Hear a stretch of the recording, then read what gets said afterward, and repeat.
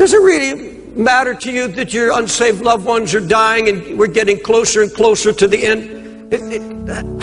Does it really concern you? Does it really matter to you that your unsaved loved ones are dying and they could die and go to hell? Even though you're a lover of Christ? Where's the anguish? Where are the tears? Where's the mourning? Where's the fasting? Let me ask you, is what I just said convicted you at all? Where's the getting up in the middle of the night?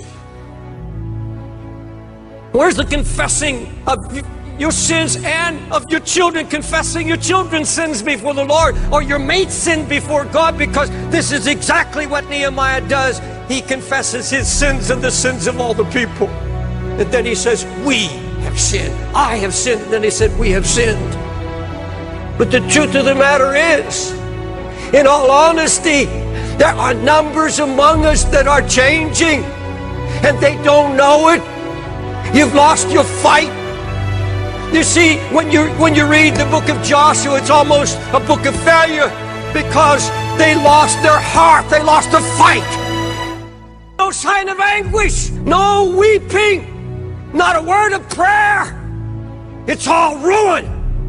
That's all the devil wants to do, is get the fight out of you and kill it.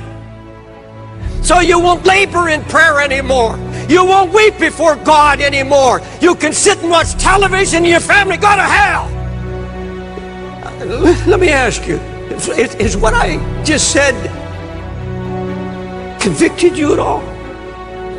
A Christian can see more on his knees than he can from his feet. You can see more clearly on your knees than you can in the Tower of America's on your feet. Prayer is not getting God prepared to do your will. Prayer is getting you prepared to do God's will.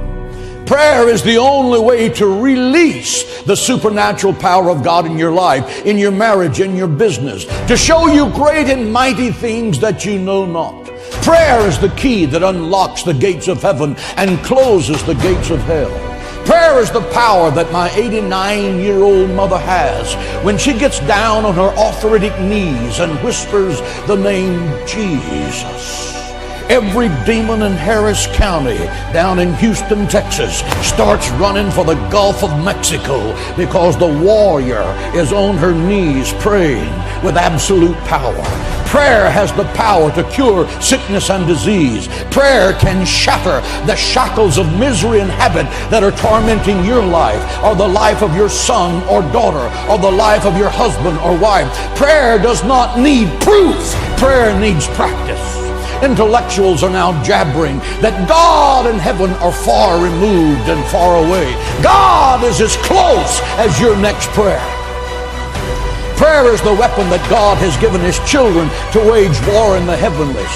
Church of Jesus Christ, stop whining about the attacks on your life by the prince of darkness and put on the whole armor of God in Ephesians 6. Attack, and then attack again, and then attack again, and then attack again, and then attack again, and then attack again, and then attack again, and crush him and drive him out of your life, because Satan is a defeated foe. Christ has given you the keys of death, hell, and the grave. You are a child of God, and the royal blood of heaven is flowing in your veins.